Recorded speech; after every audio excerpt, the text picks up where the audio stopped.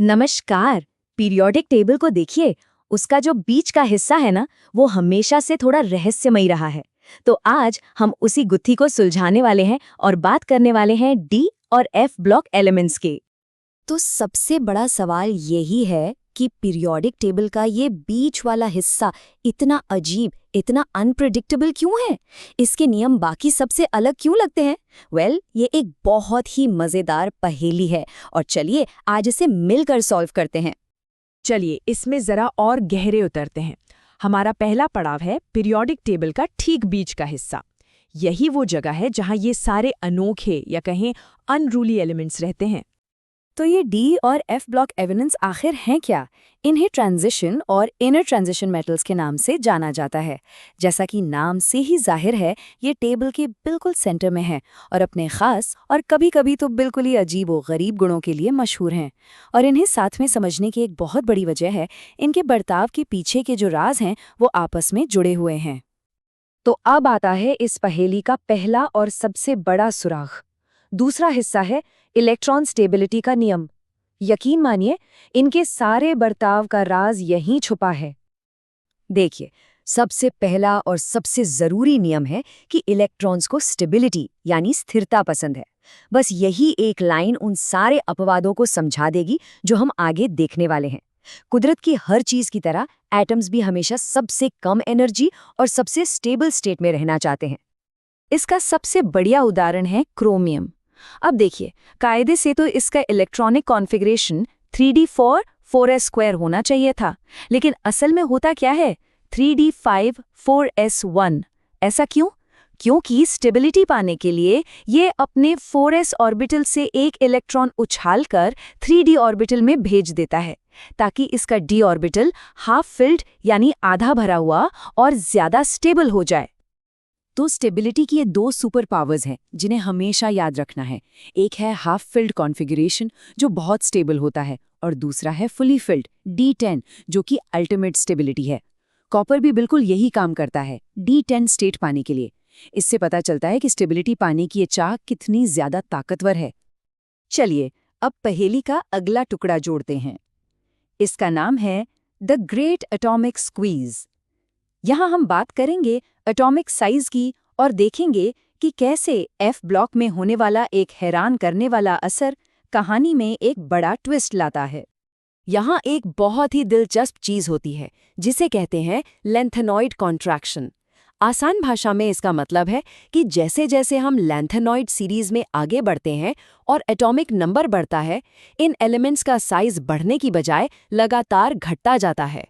ये सुनने में छोटा लगता है, पर इसका असर बहुत बड़ा है। तो आखिर ये होता कैसे है? चलिए इसे एक एक करके समझते हैं। सबसे पहले नए इलेक्ट्रॉन्स न्यूक्लियस के काफी अंदर 4f ऑर्बिटल्स में जाते हैं। दूसरा, इन f इलेक्ट्रॉन्स की शील्डिंग पावर मतलब न्यूक्लियस के चार्ज को रोकने की ताकत बहुत कमजोर होती है।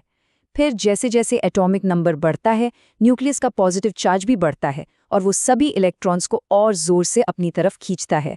और इसका नतीजा ये होता है कि पूरी सीरीज में एटम का साइज लगातार सिकुड़ता चला जाता है। अब ये सुनने में भले ही एटॉमिक लेवल की बात लगे, लेकिन असल दुनिया में इसके असर बहुत बड़े हैं। इस कॉन्ट्रैक्शन की वजह से सारे लेंथेनॉइड एलिमेंट्स का साइज लगभग एक जैसा हो जाता है और इसीलिए इन्हें एक दूसरे से अलग करना बहुत बहुत मुश्किल और महंगा काम है। सिर्फ इतना ही नहीं, इसका असर आगे के डी ब्लॉक एलिमेंट्स पर भी पड़ता है। सोना और प्लैटिनम इतने कीमती और खास क्यों हैं? इसका एक बड़ा कारण लेंथेनॉइड कॉन्ट्रैक्शन ही है। चलिए अब एक और प्रॉपर्टी की बात करते हैं। चौथा हिस्सा, बाहर निकलने की ऊर्जा। और यहाँ पर हमारा पुराना दोस्त स्टेबिलिटी एक नए अंदाज में वापस आएगा। सबसे पहले आयोनाइजेशन एंथैल्पी होती क्या है? इसे ऐसे समझिए कि ये किसी एटम से उसके सबसे बाहरी इलेक्ट्रॉन को छीनने के लिए लगने वाली एनर्जी या मेहनत है। अब देखिए, आमतौर पर तो पीरियड में आगे बढ़ने पर ये एनर्जी बढ़ती जाती है, लेकिन जैसे ही हम मैंगनीज यानी Mn और जिंक यानी Zn पर पहुंचते हैं, ग्राफ में एक जबरदस्त उछाल आता है। इनके मान उम्मीद से कहीं ज्यादा हैं, जो एक नॉर्मल ट्रेंड को तोड़ देते हैं।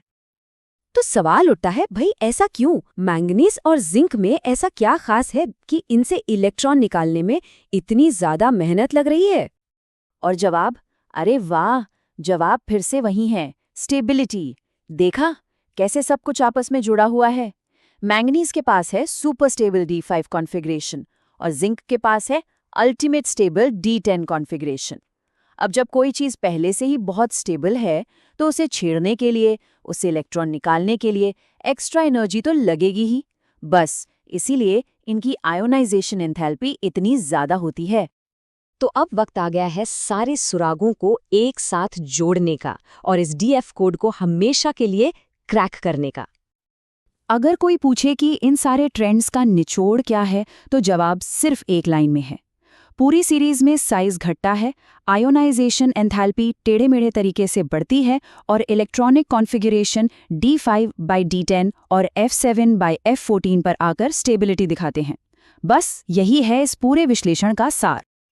तो इस पूरी कहानी के पीछे 3 मास्टर कीज हैं, 3 असल वजह। पहली है न्यूक्लियर चार्ज यानी न्यूक्लियस का खिंचाव। दूसरी है इलेक्ट्रॉन शील्डिंग कि अंदर के इलेक्ट्रॉन उस खिंचाव को कितना रोक पाते हैं। और तीसरी और सबसे जरूरी ऑर्बिटल स्टेबिलिटी यानी D5 और D10 जैसी कॉन्फ़िगरेशन का खास दर्जा। यही 3 चीजें मिलकर D और F ब्लॉक का पूरा कैरेक्टर तय करती हैं।